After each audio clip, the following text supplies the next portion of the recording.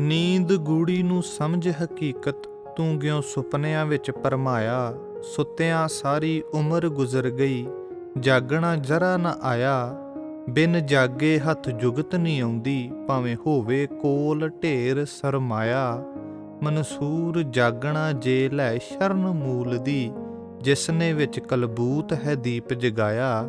ਜਿਸਨੇ ਹੈ ਕੁਲ ਖਾਕੀ ਖਲਕਤ ਨੂੰ ਰੁਸ਼ਨਾਇਆ। ਵਾਹਿਗੁਰੂ ਜੀ ਕਾ ਖਾਲਸਾ, ਵਾਹਿਗੁਰੂ ਜੀ ਕੀ ਫਤਿਹ। ਚੈਨਲ ਤੂੰ ਸੱਤ ਅਖੰਡ ਜੋਤ ਤੇ ਪ੍ਰੋਗਰਾਮ ਸੁਗੜ ਵਿਚਾਰ ਵਿੱਚ ਜੋ ਅੱਜ ਸਾਡੇ ਵਿਚਾਰ ਦਾ ਕੇਂਦਰ ਹੈ ਉਹ ਹੈ ਜਾਗੀਏ ਕਿਵੇਂ। ਸੂਝ ਸਮਝ ਦੇ ਤਲ ਤੋਂ ਜਾਗ ਜਾਣਾ, ਗਿਆਨ ਦੇ ਤਲ ਤੋਂ ਉੱਠਣਾ, ਵਿਕਸਿਤ ਹੋਣਾ ਹੀ ਜਾਗਣਾ ਹੈ ਅਤੇ ਜਾਗਣ ਲਈ ਜਾਗਰਤੀ ਜ਼ਰੂਰੀ ਹੈ। ਇਹ ਜਾਗਰਤੀ ਹੀ ਕ੍ਰਾਂਤੀ ਲਿਆਉਂਦੀ ਹੈ, ਤਬਦੀਲੀ ਲਿਆਉਂਦੀ ਹੈ ਤੇ ਇਹ ਜਾਗਰਤੀ ਹੀ ਅਸਲ ਸਾਰ ਤੱਤ ਨਿਚੋੜ ਤੱਕ ਪਹੁੰਚਾਉਂਦੀ ਹੈ।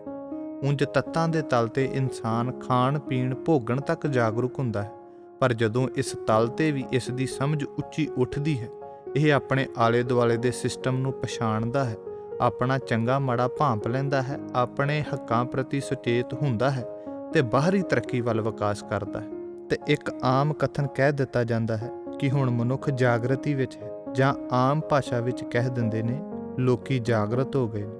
ਬਾਹਰੀ ਤਲ ਦੀ ਜਾਗਰਤੀ ਇਨਸਾਨ ਨੂੰ ਬਾਹਰੀ ਤਲ ਤੇ ਤਰੱਕੀ ਦਿਵਾਉਂਦੀ ਹੈ, ਬਾਹਰੀ ਵਿਕਾਸ ਵਿੱਚ ਸਹਾਈ ਹੁੰਦੀ ਹੈ। ਲੇਕਿਨ ਸਵਾਲ ਇਹ ਹੈ ਕਿ ਇਹ ਬਾਹਰੀ ਤਲ ਦੀ ਮਨੁੱਖ ਦੀ ਜਾਗਰਤੀ, ਇਸ ਨਾਲ ਜੋ ਇਸ ਦਾ ਵਿਕਾਸ ਹੈ ਉਹ ਪੂਰਨ ਹੈ? ਕੀ ਉਹ ਪੂਰਾ ਹੈ? ਤੱਤਾਂ ਦੇ ਤਲ ਤੋਂ ਜਾਗਿਆ ਇਨਸਾਨ ਜੇਕਰ ਆਤਮਿਕ ਤਲ ਤੋਂ ਸੁੱਤਾ ਹੈ ਤੇ ਇਸ ਅਧੂਰੀ ਜਾਗਰਤੀ ਨਾਲ ਮਨੁੱਖਾ ਜਨਮ ਦਾ ਅਸਲ ਮਨੋਰਥ ਕਿਵੇਂ ਪੂਰਾ ਹੋ ਸਕਦਾ ਹੈ? ਗੁਰੂ ਗੁਰਬਾਣੀ ਤਾਂ ਫਰਮਾਨ ਕਰਦੀ ਹੈ, ਭਈ ਪ੍ਰਾਪਤ ਮਾਨੁਖ ਦੇਹੁਰੀਆ, ਗੋਬਿੰਦ ਮਿਲਣ ਕੀ ਇਹ ਤੇਰੀ ਬਰੀਆ। ਮਨੁੱਖਾ ਜਨਮ ਤੇ ਸਾਨੂੰ ਪਰਮਾਤਮਾ ਨੂੰ ਮਿਲਣ ਲਈ ਮਿਲਿਆ ਹੈ। ਇਹ ਜਨਮ ਤੇ ਸਾਨੂੰ ਉਸ ਜੀਵਨ ਜਿਉਣ ਲਈ ਮਿਲਿਆ ਜਿਸ ਬਾਰੇ ਗੁਰੂ ਗੁਰਬਾਣੀ ਫਰਮਾਨ ਕਰਦੀ ਹੈ, ਜੀਵਨੋ ਮਹਿ ਜੀਵਨ ਪਾਇਆ, ਗੁਰਮੁਖ ਭਾਏ ਰਾਮ।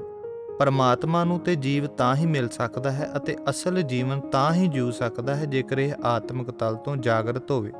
ਜਾਗਰਤੀ ਨੂੰ ਜੇਕਰ ਅੰਤਰੀਵ ਭਾਵ ਤੋਂ ਗਹਿਰੇ ਹੋ ਕੇ ਦੇਖੀਏ ਤੇ ਇਸ ਦਾ ਅਰਥ ਹੈ ਜਾਗ ਪਲੱਸ ਰੱਤੀ, ਭਾਵ ਰੱਤੀ ਭਰ ਦੀ ਜਾਗ।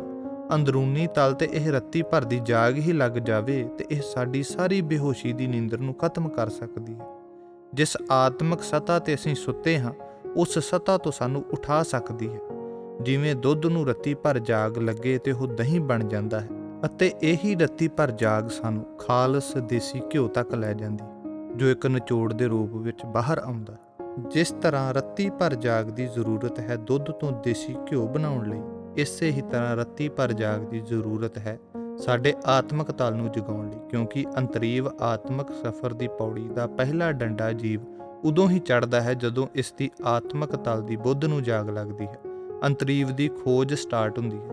ਇਸੇ ਰੱਤੀ ਭਰ ਜਾਗ ਤਹਿਤ ਪਰਮਾਤਮਾ ਨੂੰ ਮਿਲਣ ਦੀ ਖੋਜਣ ਦੀ ਚਾਹਨਾ ਰੱਖਦਾ ਹੋਇਆ ਆਤਮਿਕ ਤਲ ਵੱਲ ਗਹਿਰਾ ਹੁੰਦਾ ਹੈ ਤੇ ਇਸੇ ਜਾਗ ਸਦਕਾ ਇਸ ਦੀ ਬੁੱਧ ਵਿੱਚੋਂ ਵਿਵੇਕ ਰੂਪੀ ਸੱਤ ਸਾਰ ਨਿਕਲਦਾ ਹੈ, ਜੋ ਅਸਲ ਖਜ਼ਾਨਾ ਹੈ ਜਿਸ ਬਾਰੇ ਗੁਰੂ ਗੁਰਬਾਣੀ ਫਰਮਾਨ ਕਰਦੀ ਹੈ, ਸੋ ਧਨਵੰਤਾ ਜਿਸ ਬੁੱਧ ਵਿਵੇਕ। ਇਸ ਅਸਲ ਆਤਮਿਕ ਬੁੱਧ ਨਾਲ ਇਸ ਜੀਵਨ ਦੀ ਸਮਝ ਆਉਂਦੀ ਹੈ ਤੇ ਅਸਲ ਜੀਵਨ ਜਿਉਣ ਦੀ ਕਲਾ ਪ੍ਰਗਟ ਹੁੰਦੀ ਹੈ।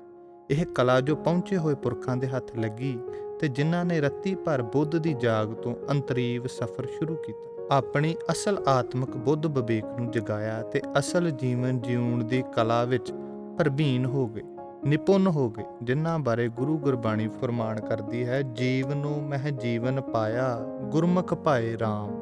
ਜਿਸ ਤਰ੍ਹਾਂ ਇੱਕ ਜਗਦਾ ਹੋਇਆ ਦੀਵਾ ਕਈ ਦੀਵੇ ਜਗਾ ਸਕਦਾ ਹੈ, ਇਸੇ ਤਰ੍ਹਾਂ ਜਿਸ ਬੁੱਧ ਨੂੰ ਜਾਗ ਲੱਗੀ ਹੋਵੇ ਉਹ ਅੱਗੇ ਕਈਆਂ ਨੂੰ ਜਗਾ ਸਕਦੀ ਹੈ।